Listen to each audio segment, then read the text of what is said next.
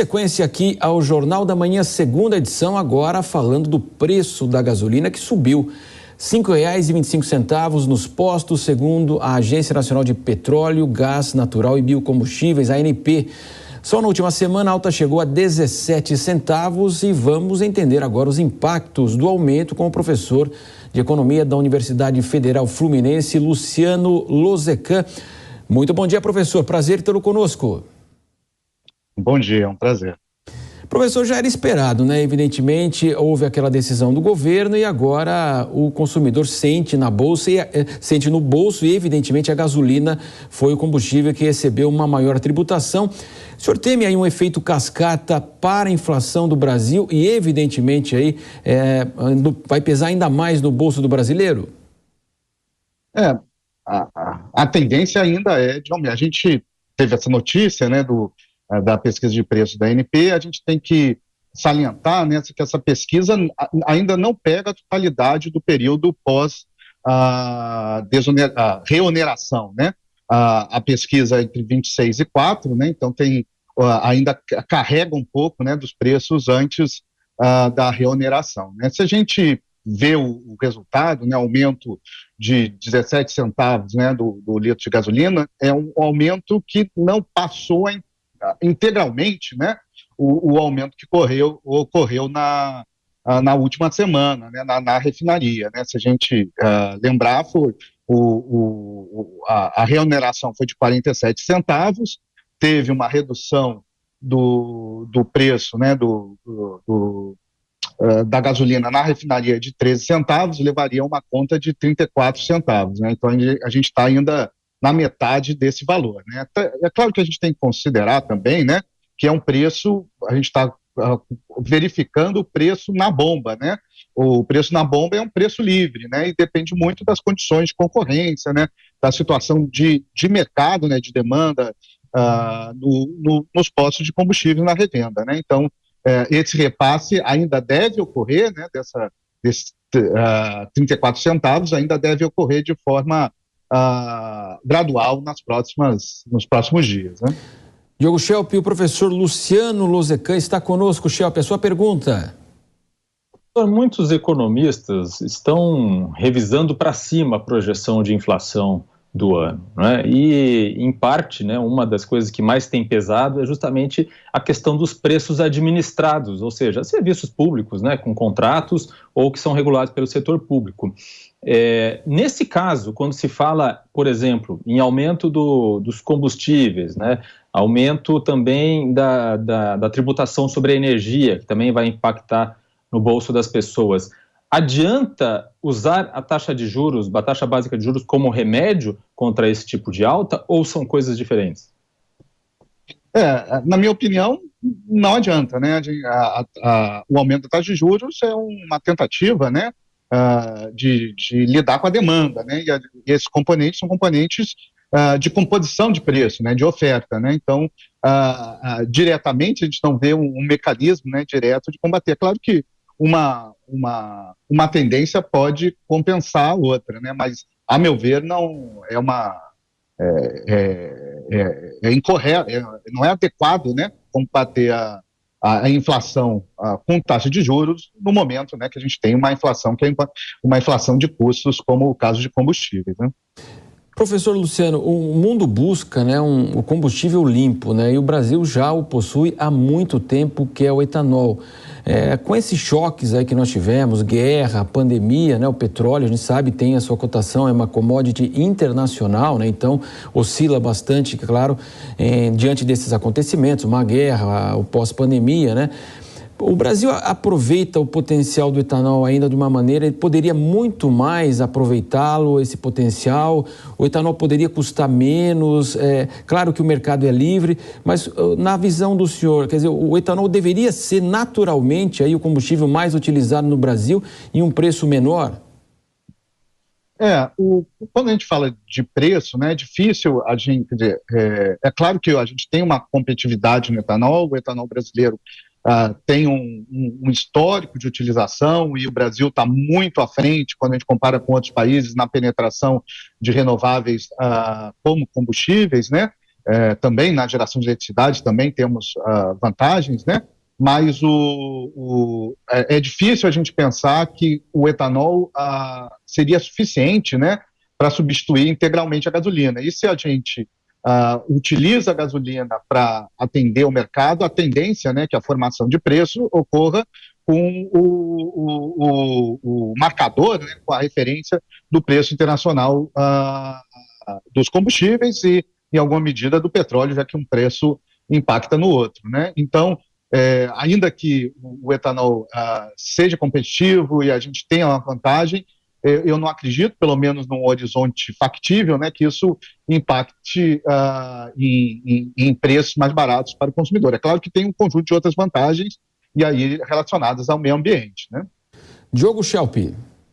Ainda falando sobre essa questão dos preços internacionais, né, existe o plano aí da gestão nova da Petrobras de rever a regra do poder de paridade, do preço de paridade internacional, né, e fazer algum cálculo aí que leve em conta a produção nacional, o mercado nacional. Se isso for feito, se houver aí uma revisão dessa regra, dessa política de preços atual, o senhor acredita que pode haver uma redução no preço dos combustíveis, mesmo com essa reoneração? Estamos falando, né, utilizando o termo até de abrasileirar, né, o preço dos combustíveis. Isso pode ter um impacto no preço, né, a gente já teve até historicamente, né, preços defasados em relação ao mercado internacional. Isso, em termos de organização de mercado, eu acho que é muito ruim, né? A gente está numa situação, né, de abertura do mercado de petróleo e derivados, né, que esse tipo de tentativa, né, acaba gerando efeitos colaterais que não são adequados, né, para o funcionamento do mercado. A gente precisa, né, importar derivados para atender ao mercado, né? E se a gente precisa importar derivados, significa que ao importar a gente vai pagar o preço internacional, né? Então, a gasolina e diesel, né, que o Brasil é deficitário, né, para atender o seu mercado, é necessário, né, importar pagando o preço internacional, né? Isso já cria uma dificuldade, né, da imposição de um preço baseado em custos internos, né? Petróleo é uma commodity, derivados também são commodities. A tendência econômica, né, que esse preço siga a realidade internacional da fixação de preços globais de petróleo e derivados, né? Então, a meu ver, né, uma intervenção para reduzir os preços pode ser nociva, né, a organização da indústria, e a gente tem que pensar também no que a gente estava falando antes, né? A gente estava falando de transição energética na utilização, né, de combustíveis limpos, né? O gap, né, em relação a preços internacionais pode causar uma artificialidade, uma competitividade de combustíveis fósseis e assim retirar, né, demanda, né, de combustíveis renováveis que até são produzidos localmente, né? Então, eu não vejo com bons olhos, né, que que os preços, né, deixam de guiar, né, o mercado internacional para serem determinados pelas condições de custos internos. Professor, no início o senhor falou, né, dos 17 centavos aí que a ANP aferiu, aí na média, aí houve um aumento. O senhor falou que ainda não pegou a totalidade dessa. Tudo indica, então, que nós poderíamos chegar a 34 centavos na gasolina e tem aquela eterna briga, né, professor? Muitas vezes, quando fala que vai subir, já sobe quase que automaticamente no posto. Quando vai descer, nunca desce. Os postos reclamam que as distribuidoras, a Petrobras lá faz seu preço, mas na hora que elas vão comprar, o posto vai comprar da distribuidora, o preço é outro, não é aquilo que a Petrobras falou. Então, vive esse eterno dilema e não vai chegar a uma solução nunca, né, professor? Essa é uma dificuldade, né? A gente pensa muito no controle de preços, mas é um mercado liberalizado, né? Então, as atividades de distribuição, revenda, que são competitivas, têm uma dinâmica de definição de preços que depende de estratégias, né? Estratégias econômicas. Isso que você mencionou, Marcelo, que é muito conhecido na literatura econômica, né? A gente fala que o preço, né, da gasolina, principalmente, ele sobe como um foguete e cai como uma pena, né? Porque no movimento de subida, rapidamente as etapas da cadeia repassam esse aumento, quando a tendência é inversa, né, de queda de preços, os elos da cadeia tentam se beneficiar e a redução de preços não é repassada. É uma tendência que não é nem brasileira, né, é internacional para mercados com essas características, né? Então, é uma reclamação que se verifica. Sobre o aumento de preços, né,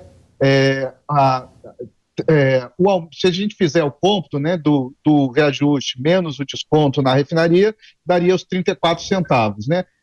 Só que a gente sabe, né, que a gasolina, quando a gente coloca no posto de gasolina, né, a gasolina ela é misturada em etanol, né, 27% da gasolina C, né, que é vendida nos postos, é de etanol. Então a gente tem que fazer essa composição, e aí esse aumento de 34 seria mais ou menos 25 centavos, né, seria, se os repasses fossem integrais, isso que chegaria no bolso do consumidor. Acontece que não é assim, né? A gente sabe que a dinâmica de mercado pode levar um sobre-repasse, né, que a gente está falando do foguete, nesses momentos, né? E quando a gente olha na rua, né, pelo menos nos postos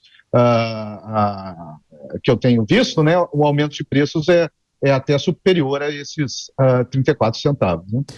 Professor Luciano Lozecan, conosco, Schelp, mais uma pergunta sua. Professor, o governo tem criticado muito a política de pagamento de dividendos da Petrobras. O Jean Paul Prats, presidente da Petrobras, falou recentemente que ele acha que tem que ter um equilíbrio entre o pagamento desses dividendos e os investimentos em refino, enfim, em produção. Isso poderia, quer dizer, se houvesse mais investimentos, menos dividendos, e esse dinheiro fosse usado para investir mais em refino, produção, poderia impactar positivamente, reduzindo o preço na bomba? Eu acho que o benefício maior seria outro, né?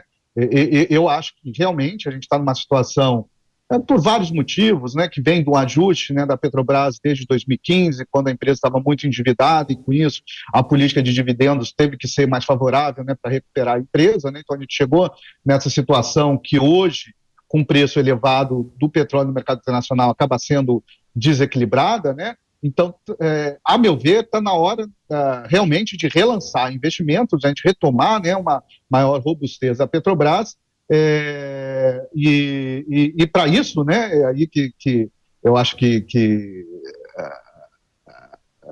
é o meu ponto desfavorável, né, a um controle de preço, a um desajuste em relação aos preços internacionais. Eu acho que esse momento deve ser aproveitado, né, para dar musculatura para a Petrobras retomar uma liderança no mercado brasileiro, né, como um vetor de crescimento para a indústria brasileira, mas também de tecnologia, né, um espaço que a Petrobras já ocupou, né, que nos últimos tempos vinha perdendo por uma estratégia de recuperação da empresa muito focado no lado financeiro, né? Então, eu acredito, né, e a minha opinião, né, é que esse momento, né, que a Petrobras tem resultados econômicos mais fortes, é um momento de recuperação da empresa, de aumentar investimentos e fazer a empresa retomar, né, uma dinâmica de crescimento. Se a gente comparar, né, com os pares internacional, a Petrobras é uma empresa que ainda está focada muito em petróleo, né? As empresas de petróleo internacionais, os operadores internacionais, elas migraram, né, para empresas de energia, que hoje tem um portfólio muito mais diversificado, atuando bastante em renováveis, por exemplo. E a gente sabe que esses mercados é que vão ser relevantes no futuro, né? Então, a Petrobras ela poderia ter utilizar esse momento favorável, né, para se reposicionar na sua estratégia de investimentos e ocupar espaço, né, nesses novos mercados, né? E aí também um papel tecnológico, né, que a Petrobras tem para todo o ambiente doméstico, né? A Petrobras tem um papel de liderança sobre universidades, centros de pesquisa, e que é importante, né, para que essa transição energética brasileira, né, ela ocorra, né, com uma liderança tecnológica e a Petrobras ocupando esse vetor. Professor Luciano Lozecan conversou conosco da Universidade, professor de Economia da Universidade Federal do Rio de Janeiro. Professor, foi um prazer tê-lo conosco aqui na programação da Jovem Pan. Até a próxima. Um prazer, até a próxima.